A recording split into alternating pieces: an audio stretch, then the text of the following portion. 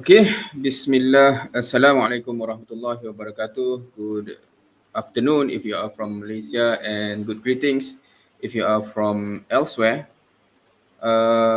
Today, inshallah, we have a special guest on this channel, inshallah, for a session that hopefully will be beneficial for any students, any undergraduate students that wish to plan for a prosperous career, inshallah, in engineering, what more in mechanical, electrical, automotive, etc. Hopefully, inshallah. Right. So before I invite the invited speaker, I would like to just share a little bit of information with regard to the speaker. So these are the information. So inshallah, okay, let me put it full screen. So his name is Umar Zakir Abdul Hamid. He have a PhD doctorate. He is a Malaysian autonomous vehicle and future mobility expert with 8 years of experience. I believe he will, inshallah, share some of his experience. And he is currently based in Gothenburg, Sweden. Hopefully, I pronounced that correctly. As a strategic product manager, right? And today, the specific, basically sharing title that he has prepared for us is preparing for the future careers and R&D in emerging technologies sharing, right? So, with regard to the with the sharing title, so it will hopefully help you to get an idea of with regard to career planning in the future, inshallah. With regard to technology, emerging technologies, and also R&D, right? And we have perhaps roughly maybe around half an hour, something like that, of sharing, and then we will open for question and answers, inshallah. And I do hope that you take full advantage of this session to get as much of experience, of, I don't know, tips and tricks, hints, etc., whatever you can get from the speaker. So I'll add to the, okay, let me. All right, so assalamualaikum and good. I'm not sure what is the time there for Dr. Umar. Assalamualaikum warahmatullahi wabarakatuh. Now is 8:34. I just sent the kid to school. All right, so it's early morning, right, there in Sweden. So we are here at 3:35 p.m. In Malaysia. So I think without further delay, I will give the session to Dr. Umar Zakir, inshallah. And with that, yeah, the floor is yours, inshallah. Bismillahirrahmanirrahim. Assalamualaikum warahmatullahi wabarakatuh. First of all, good day, good afternoon. No, good day, good afternoon in Malaysia, and also apa khabar semua? So I think there are some international students, so I will basically proceed with English. But then, if let's say you want to ask later in Malay, feel free to ask. Don't limit yourself just because you are not confident in using English. So I'm going to share my slide. This slide is actually I use it for a couple of times already for similar topic, but I think the essence is still the same. And yeah. So basically, I will start by sharing my what is the future of automotive basically, and then I will basically tell what is the career prospect for this topic, right? And then I believe you are still seeing my screen, right? Please tell me if you stop seeing me. So a little bit about myself is that this is from last year. So I have been working in autonomous vehicle and future mobility since 2014, the field. And as you can see, as a researcher, I've published more than 30 publications, and I've also published some books on these topics. And also I've published editorial, this kind of things. But on industrial level is that I have been, alhamdulillah, frequently invited as a keynote speaker in industrial event, and I'm also the secretary for the cooperative driving automation committee of SAE. And previously, I was leading a team of engineers, 12 engineers in planning and control, developing autonomous vehicle full stack. This was last year. Now I am basically the strategic lead. I'm leading the strategic planning with my current company. But this presentation, just a disclaimer, is on my behalf, not representing any company. So we are now at the fourth industrial revolution, right? What does it mean? This means that when we say revolution is something that is changing. So it is not only affecting the traditional industry, but it's also will disrupt on how we are living. And one of the things that will be disrupted is mobility, how we are moving from point A to point B. And one of the technology that will be spearheaded this topic in automotive is connected and autonomous vehicles. So as you can see, that is the status. You are hearing about robotics, these kind of things, and it's ongoing. And believe it or not, that 65% of future jobs are not yet existing, which means that they are non-existent today. Which means that if you are undergraduate students, postgraduate students who are looking into growth or career in the future, you need to think about this topic and what skills do you need. And well, connected and autonomous vehicle is just a fraction of a larger ecosystem. And the value of the industry will be 7 trillion, according to a report. Actually, if you want to know the source of this information, you can check my Google Scholar. Actually, I quoted some of this from some of my publications. So as you can see, connected and autonomous vehicle alone is not the end goal of future mobility. So prototype alone is not sufficient, and algorithm alone is not impactful. So a lot of, when you are doing research in university, for example, it's just a fraction part. When you are working in some company, it's just a fraction, small part. So a lot of career opportunity. I'm not going to tell you in details about this because I think the best way is that if we have some sort of Q&A after this, and you can ask whatever that you want to know about not only autonomous vehicle, but also robotics, future career, based on my experience, basically, I can share some perspective. So what is exactly the future mobility then? Most connected, electric, and shared. Okay, sorry. When we say autonomous, this means that the ability to move the vehicle from point A to point B. You see, this is the slide from last year, but basically we need to know the environment, we need to know the perception, we need to know the localization. As you can see here, all of this is cross-disciplinary skills that not only one guy is needed, but basically everyone. Control engineering, perception, programming, mechanical engineering, so a lot of career. And also for connectivity, there is like 5G, 6G, platooning, Internet of Vehicle, and so on.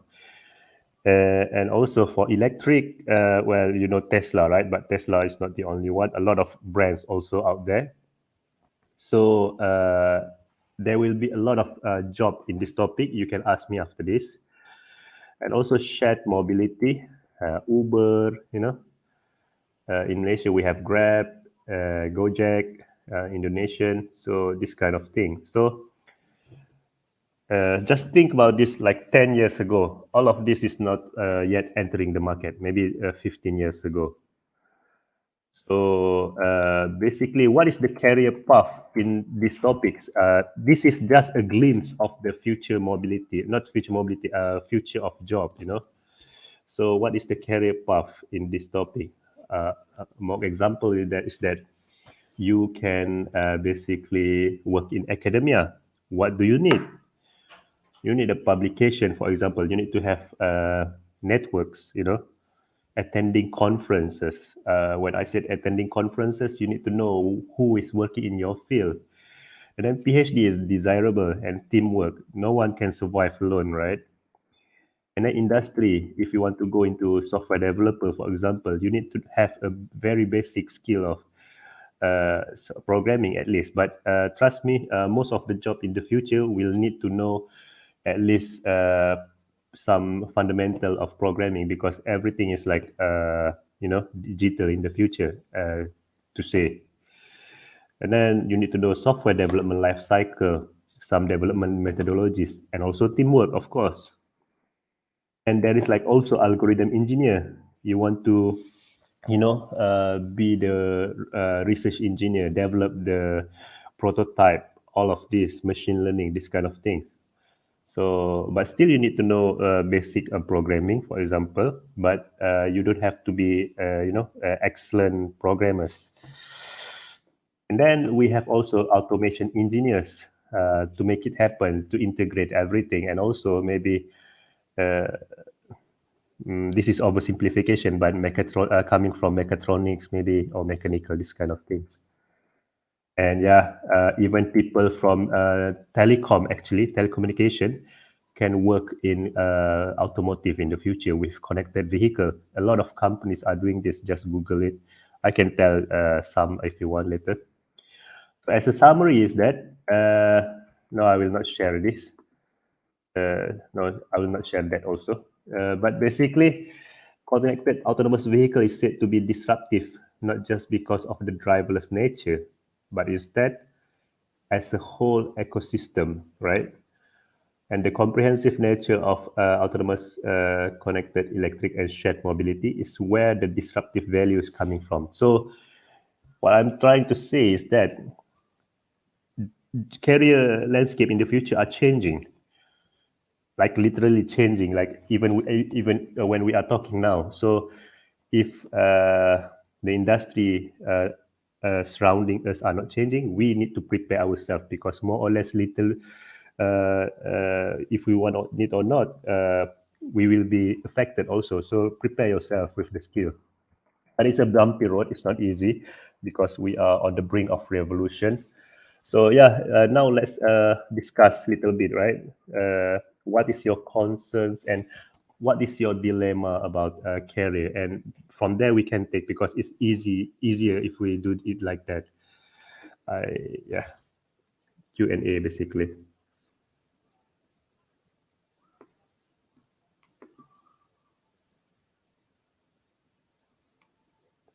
You are muted.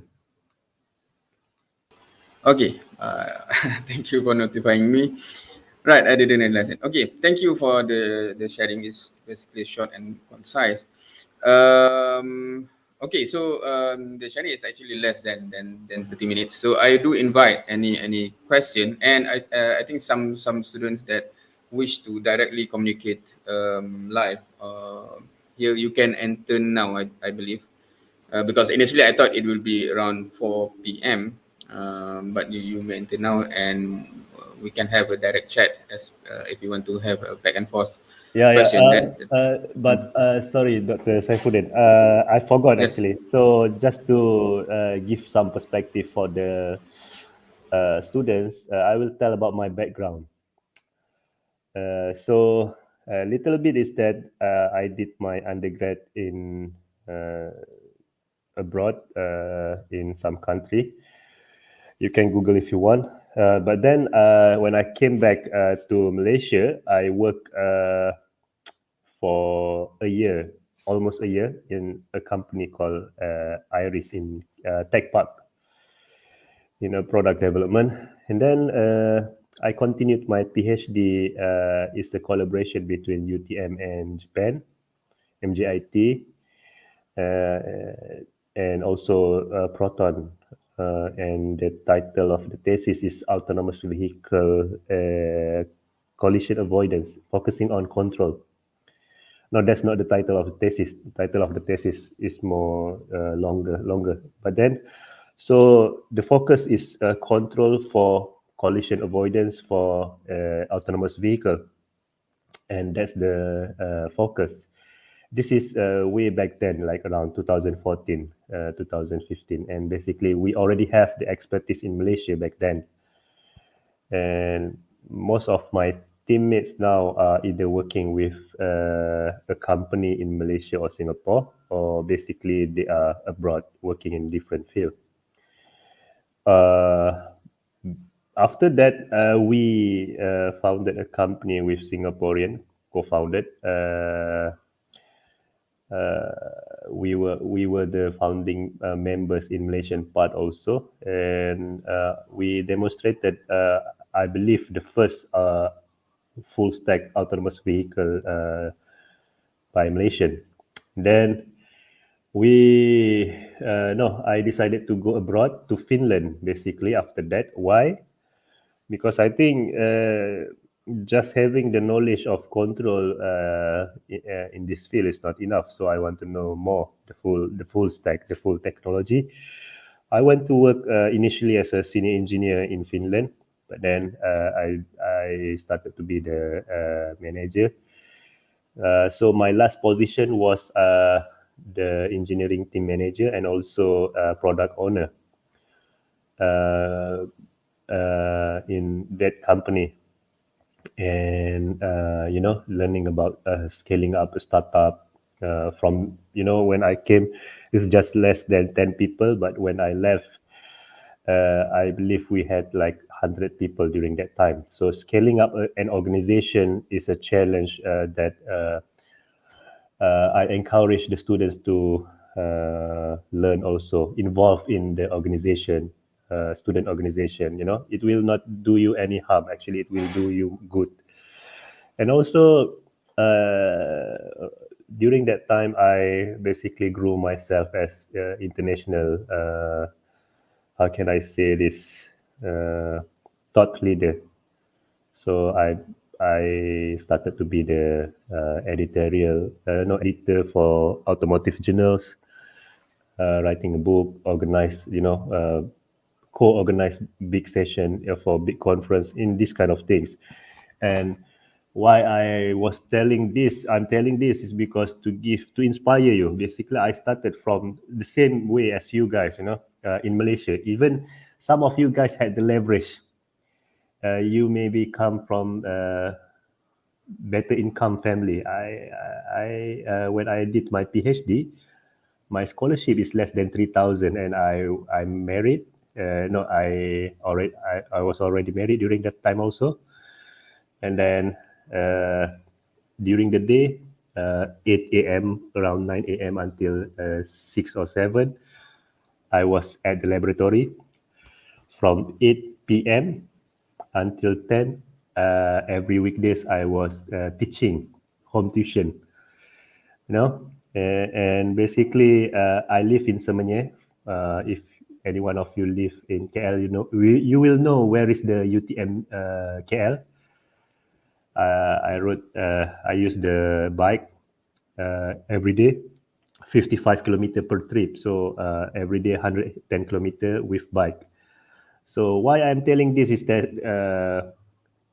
you need to work hard first, and eventually it will be easier. But this kind of thing. So this is to inspire you. And then now, after a while, on paper, my experience is short, but that's not the case with the disruptive industry, because you will be exposed to a lot of experience, and eventually your experience is matured enough to reach quite,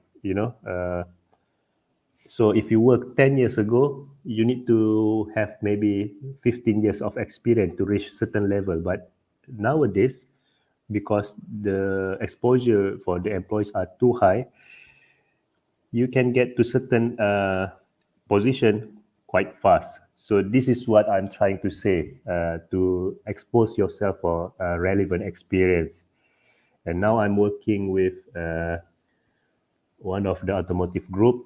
I will not say what is it. You can Google, but basically as the lead strategic planning.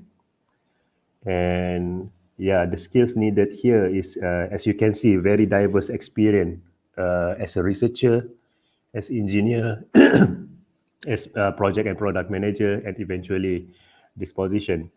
So this is what the message here, and I guess we can go for Q&A now. Okay, thank you. Yeah, I think because what's missing from the presentation is, I think what tend to, I think, grab the attention is maybe if you highlight you were once in this country working in what kind of project and now in this country, right? So we have right now. First, I want to ask because Brother Aiman is in the stream yet here.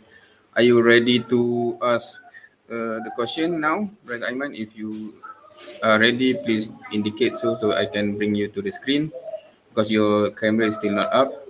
Otherwise, I can go to the other student first, Raiman, because your camera is not up. Otherwise, I go first to Brother Izzat Najmi. Are you ready? All right. So I bring. Okay. So feel free to ask your question to Dr. Umar. Assalamualaikum, Doktor. Ya, okay. Waalaikumsalam. I want to ask about, okay, we are Malaysian and we study here. Maybe in my current level of study is degree.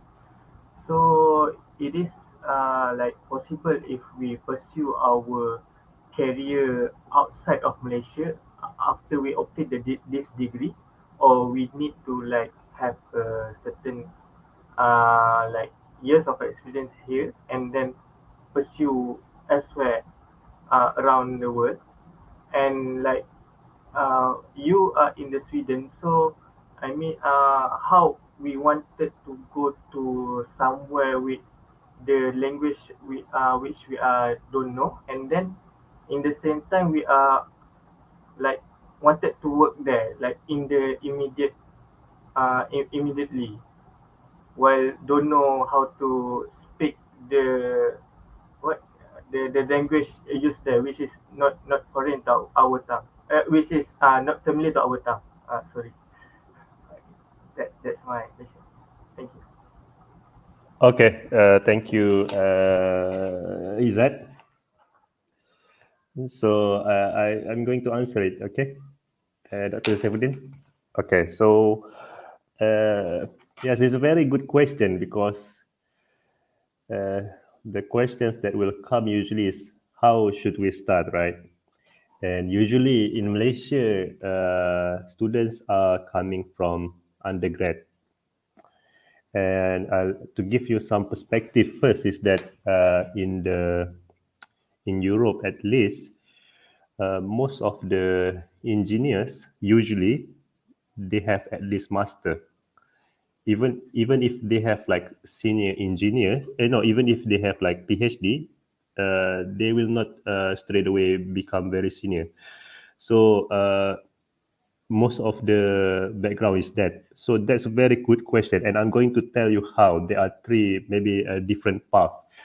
The first one, if you are going into industry, for example, this is for industry. I mean, to become engineer, I'm strongly encouraging students to go abroad first, take some experience.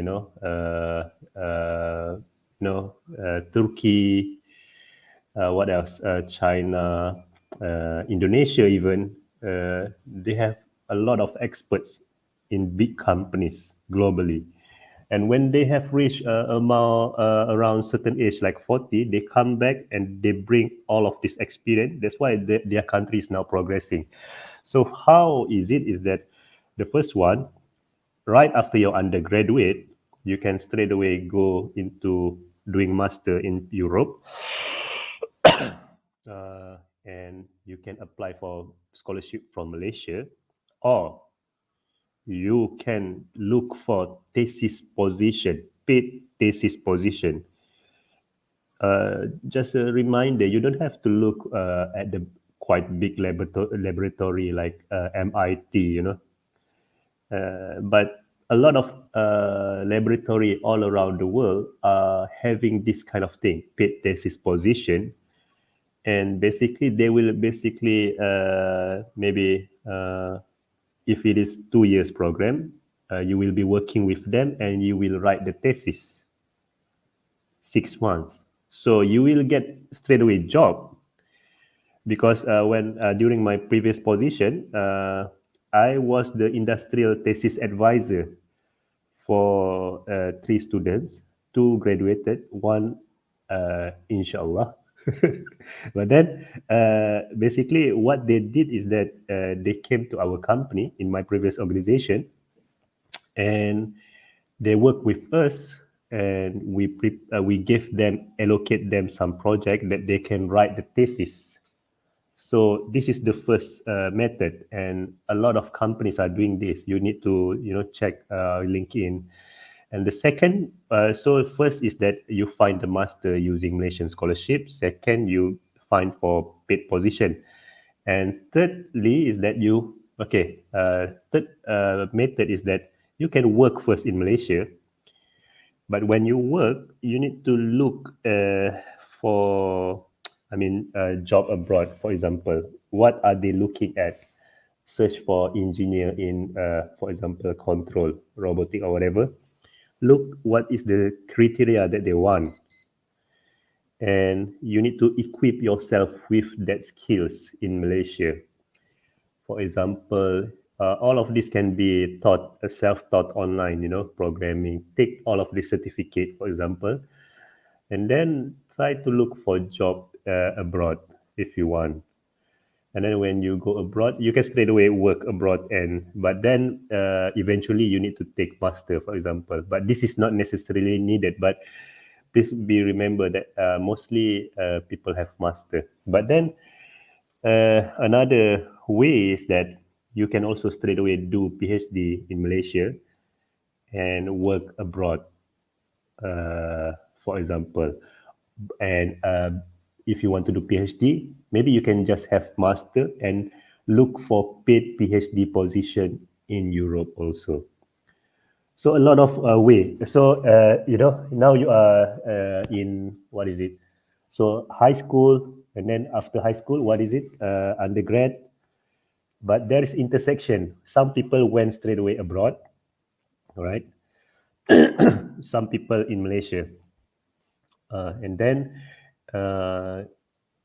you went to from degree to master. There's also intersection. Some people went abroad and come back, but some people stay in Malaysia, gain experience, and the next stage. So in every intersection, there are still options, a lot of options still.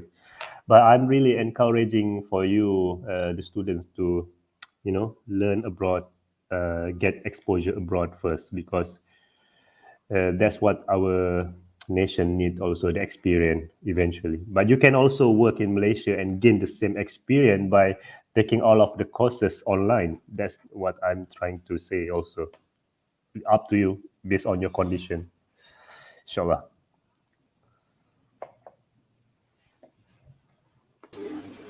So is there any further follow-up question, or that's already answer your curiosity? Actually, if it continue, maybe there's a lot of question will be Yeah, Okay. you can just ask if you want. All right, all right. So you mean you want to come? I will bring another student first, and then you Sure, come sure. back. Yeah. All right, Later, all right. I come. Thank you. Okay, thank you very much. So now I bring Sister Christina to the screen. Yes. So feel free to ask your question. Assalamualaikum. Hi, I'm Salam. Christina. It's an honor to be here for today. So I have two questions for today, and first is I'm planning to. My major is aerospace engineering. So you said just now that the career prospect are changing by time. So I'm like wondering what opportunities are there here for me, for like graduates like me. That's my first question. And the second question, since you are working in overseas country, I would like to know like, is there any tips for to apply for a job, for overseas job and leading companies like you? Sorry, Christina, what is the first question just now? I lost you.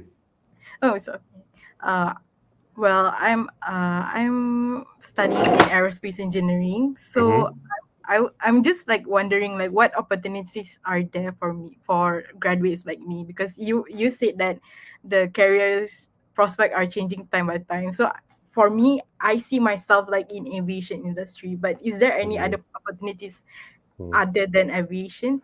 Like Yeah, my yeah, yeah, yeah, yeah. Just to give you some perspective, is that I actually my undergrad field is also aircraft control, aviation also, and I'm in automotive now. So that's like one example. But so what is your? You need to know what is your main uh, interest or main strength, because aerospace is like quite big. And are you interested in control, for example? Are you interested in perception, or maybe mechanical? So just to give you more perspective, is that mechanical is the one that will basically design the hardware, integrate the hardware, or maybe mold the hardware, this kind of thing. And control is basically the brain, the algorithm, uh, controlling the manipulator, this kind of thing. And also perception is playing with radar, lidar, sensor. And if you take a look closely, the fundamental is still the same regardless of aviation, automotive, robotics, vessel. Because throughout these 8 years, I have been interviewed and got the position in what is this? Also autonomous vessel with some very big company in Germany. Vessel is like doing autonomous vessel for marine technology. So the skills are the same, but the application is different. But you need to know what is your interest and what is the exact skills needed there, because eventually, when we are saying aerospace, yeah, we graduated from aerospace, but what is our skills? This is what the industry or maybe employees want to know. For example, if they are software company, they want to know, okay, these guys or these girls, these candidates have basically have the experience of C++, for example, C, MATLAB, this kind of thing, or maybe CAD technology, for mechanical design, this kind of thing. So you need to know what is the skills needed and put that in your resume, because that is one thing. So a lot of opportunities, and I am pretty sure if you are coming from aerospace, you have also experience with I don't know, MATLAB or design. And the second one is that to strengthen your knowledge is that you can. That's why people are going into master, to get one specific thesis or specialized title that you can work in the industry. So if you are going to work as a robotic engineer, try to get a thesis position abroad. You don't have to limit ourselves with Malaysian scholarship. a lot of scholarship outside there. So try to get, for example, a robotic title, and people will straight away know, okay, this is what. Undergrad is the stepping stone for the next one. So you need to know what is the one that you want actually, and the second one is how. How? What is how? Oh, Mary. Okay, so basically, before I answer this, I think Izzat, the previous student, asked about language, right? In big companies, usually they speak English. So as long as you speak English, it's okay. But we don't have to limit ourselves to speak like, "Do you want a cup of tea?" Like English. But then people understand that English is not our native language. So don't be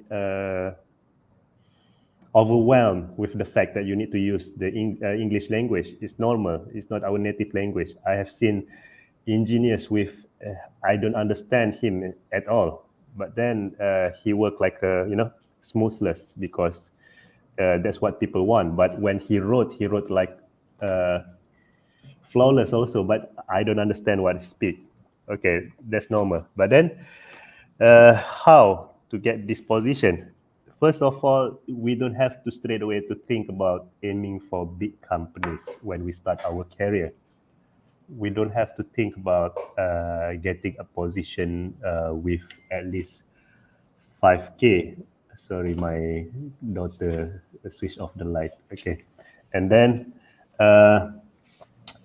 no, because everyone is working remotely now. Corona strikes Europe again. But then think about, for the first position, it is extremely important. Think about what you will get, growth, who you will be working with, the mentor. This is very important because throughout my career, I've been extremely lucky to work with good mentors. If when you are interviewing, you sounds quite weird, the manager. If you have other opportunity, try to work for other opportunity, and this will eventually provide you with growth. Because if I work in some companies, the keyword is like this: to be a big fish, you need a smaller pond. So you need a merit. In order to get merit, you need to find some place that give you growth. And this is the key. When we are talking about abroad, this is the only key. Regardless of who you are, you need to have a merit. People don't care if you are white, black, yellow, female, male. People want to know that you can do the job. So focus in the early part of your life, maybe from 20 until 30, to get as much experience as possible, and not license. What is this? Skills. So if you have skills, you can go anywhere. Inshallah. But you are talking with me. Don't compare yourself for the audience. Don't compare yourself with me. Remember, when I started my career in Malaysia last time, I was still riding the bike. Some people told me that you graduated from abroad. You just use this bike, so you need to compare to that experience. So it's okay. Just don't care what people say. You know your plan and have the vision. Inshallah.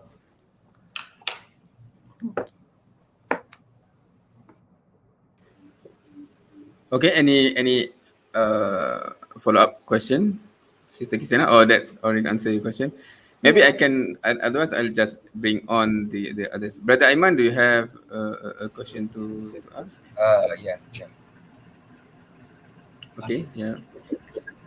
Basically, I am watching this with my friends. So All right. both of us.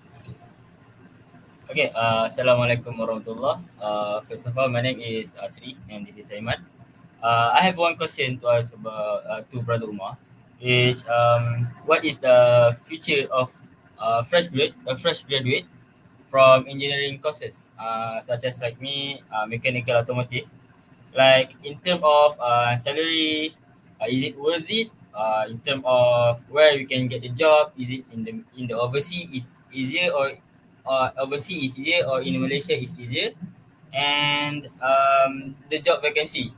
The job vacancy in Malaysia, is it enough for the students, engineering students that graduate each year? That thousands of students graduate each year, right? So then, is it enough, the job vacancy in the Malaysia, or we have to go to the outside Malaysia to get the job?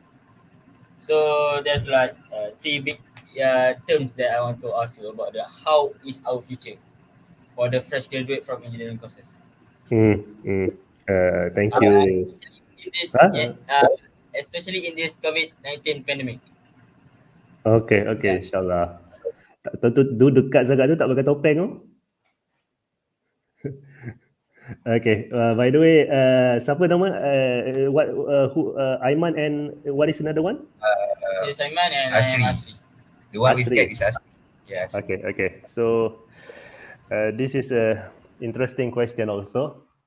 But so engineering course. The world always needs an engineer, right? Throughout the history.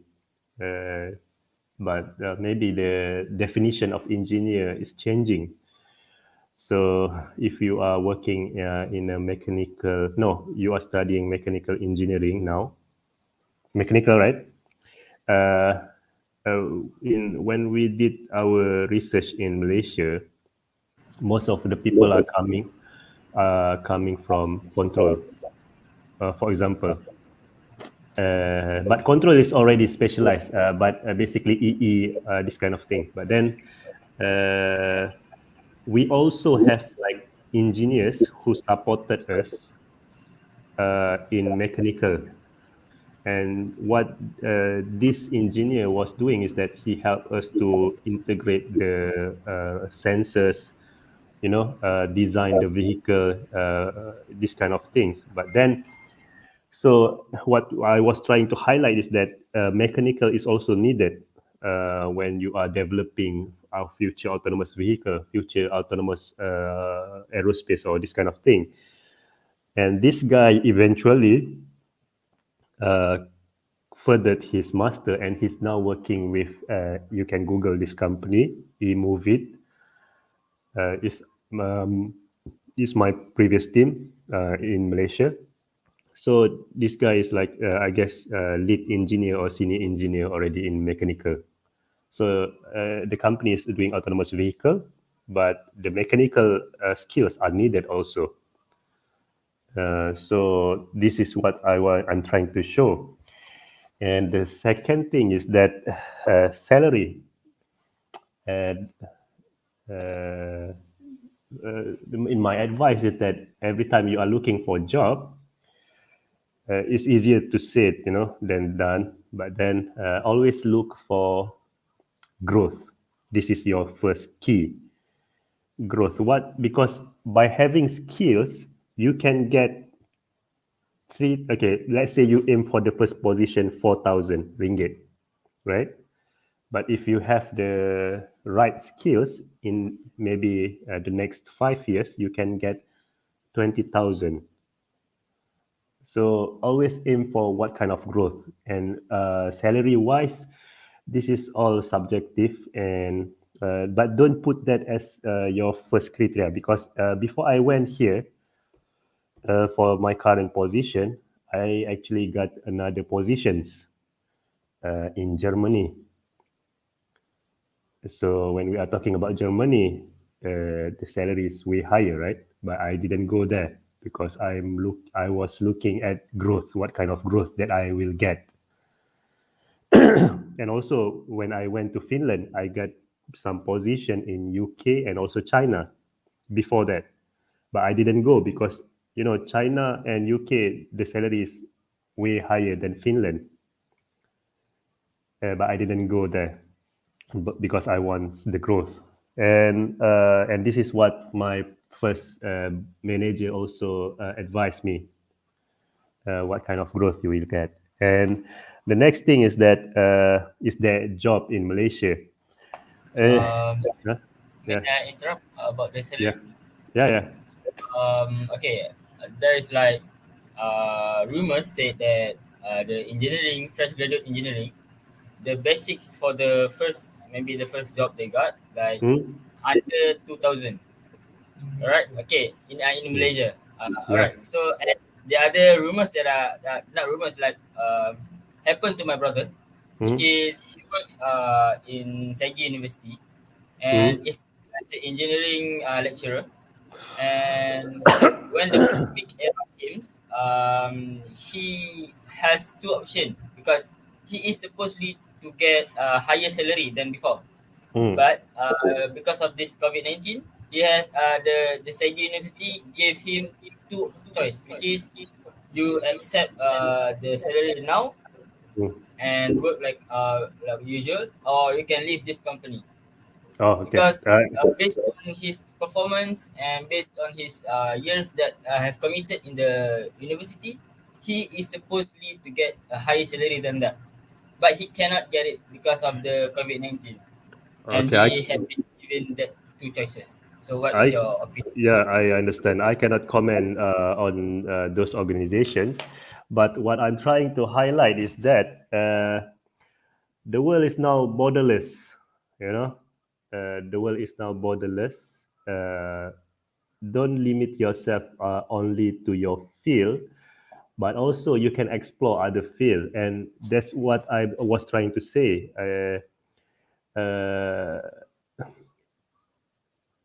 I came from aviation engineering, and aviation engineering. Why I am in automotive? So that answers some of your question. I don't want to go into details because it will be me uh, preparing for my future election campaign. But then, no, it's a joke. It's a joke. But then the next one, the next one is that the world is borderless. Try to pursue master, for example. Of course, it will be hard, very hard, like you will get like very little salary for 1 year or 2 year. I know it's very hard. I went through the same path. I studied in Malaysia and I worked like at one point I got heat stroke because I was too tired.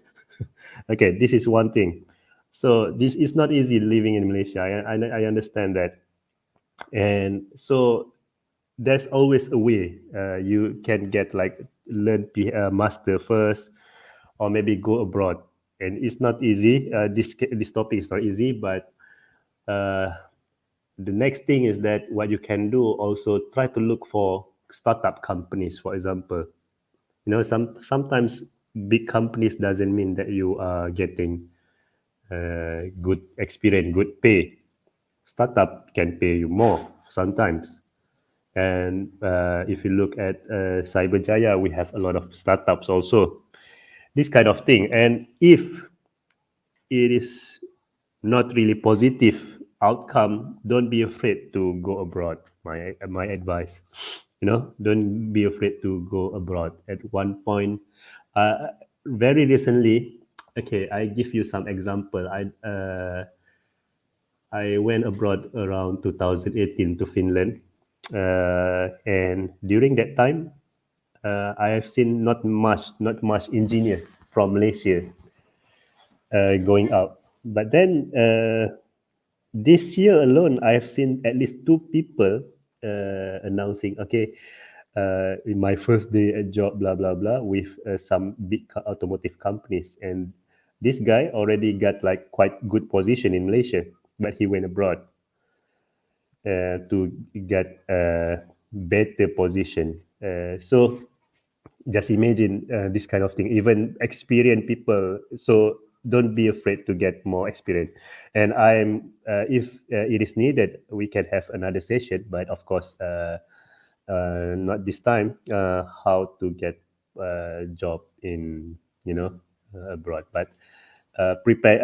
I am willing to do that, but prepare your question first. We can do like Q&A session, maybe another, in summer after you finish your study or something like that.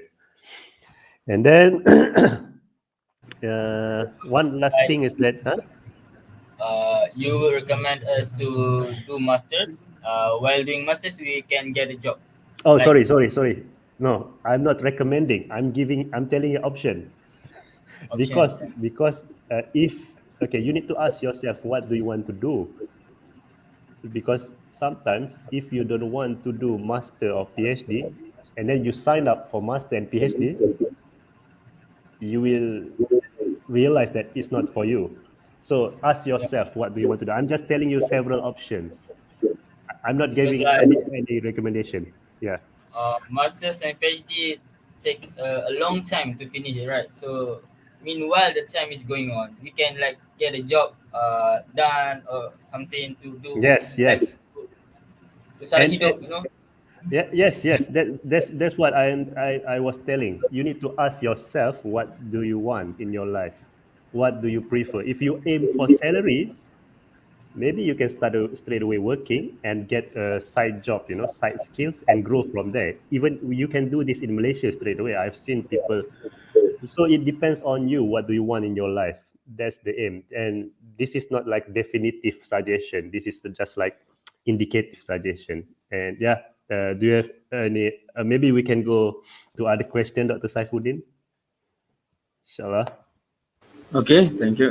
Brother Izzat, do you have a new question to ask? Yes. Okay, Bismillah. Thank you for the new opportunity. So I wanted to ask, you always emphasize on look for growth. So the option given are like master PhD, but if not able to do that, like have financial issues, so can we go for, we do have degree but cannot go for the master to go for engineers. If growth is the like looking for skills, growth for our experience and so on, so can we like go for working as a technician, like to build up more skills? Yeah. I understand.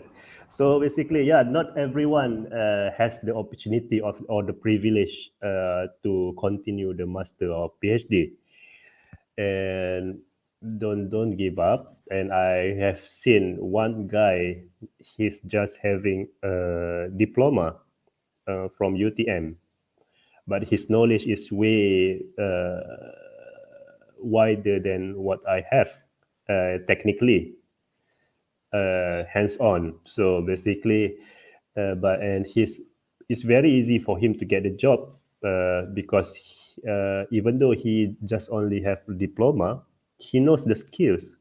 He likes to challenge himself with projects, student projects when he was in university, and also he likes to, if you know software, he has a very good repository, Git profile, and he likes to join online forum about his field. So if you are mechanical, I don't know, software guy, to give easy example, uh, you can self-taught all of these skills, like how to do this, how to be a better programming, and doesn't mean that you need to go to university. And also he is doing a lot of like side jobs, taking a lot of courses, a lot of free courses online, like from Udacity, Udacity is paid, like Udemy, this kind of thing. And also edX is also free. So learn all of these skills, and basically you will be attractive to the employees.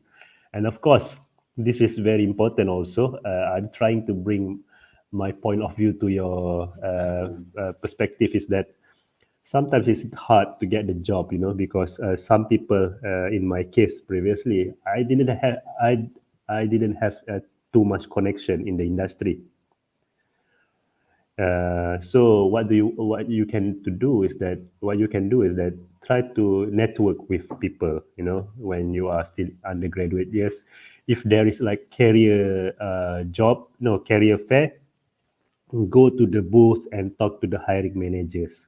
You get their cards and try to send email, this kind of things. I know it's not easy. It's not easy. It's not easy. So be patient and consistent and make doa, insyaAllah. Banyak istighfar, astaghfirullahaladzim, insyaAllah.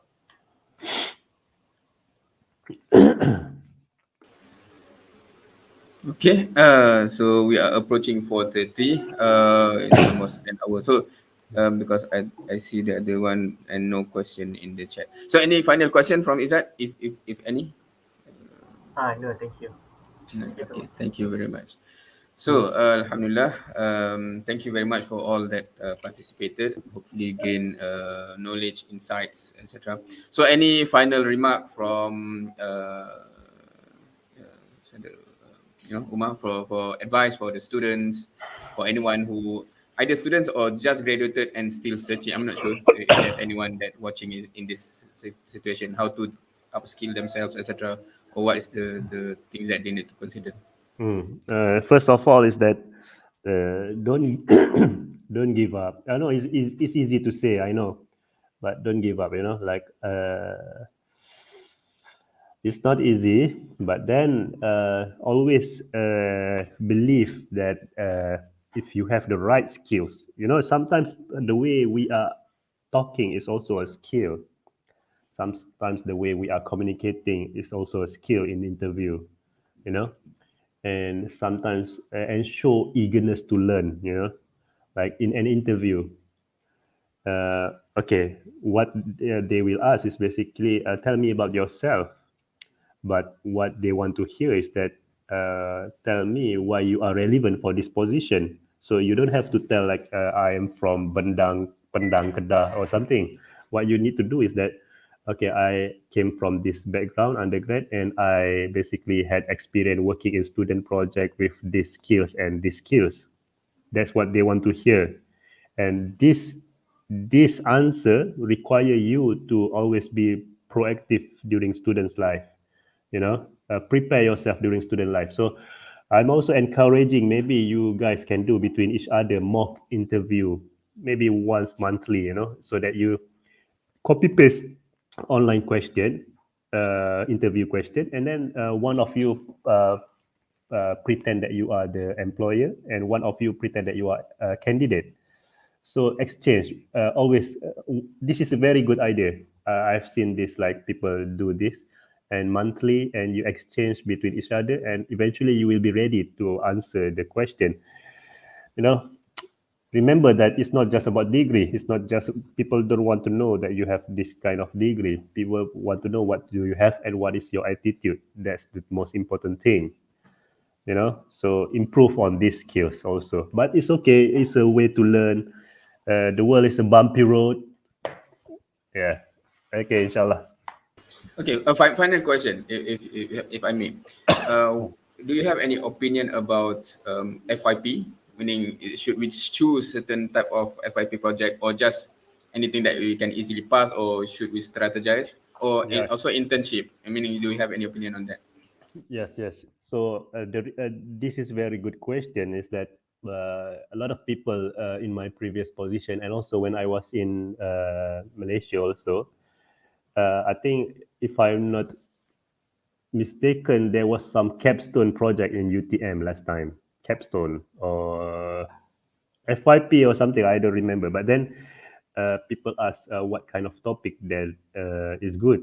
A lot of topics. I say, get a topic that will provide you exposure with a lot, as much cross-disciplinary topic as much as possible.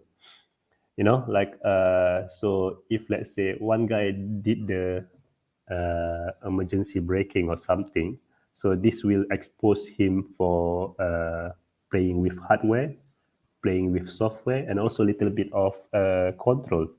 And he made that thesis based on that.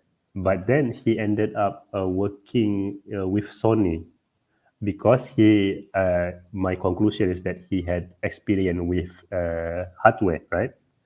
So selecting the FYP is also strategical decision making. You need to know where do you want to go, not just randomly choose that.